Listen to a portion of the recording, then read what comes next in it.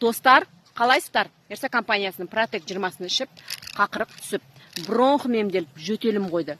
Енді бұл тек қана жөтелге пайдалы емес, қанды сұйылтып, инсульт, инфаркттың алдын алады.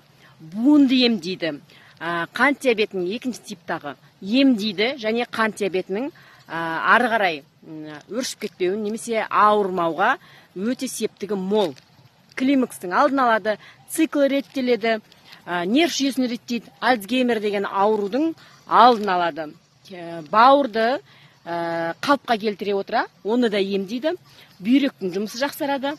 Енді бұл Протек 20, енді былайша айтқанда бір оқпен 10 қоянды атып аласыздар ғой.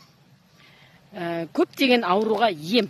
Енді мынау коронавирус кезінде шыққан, коронавирустан даже емделген, қанды тазартып, керемет мүмкіндік.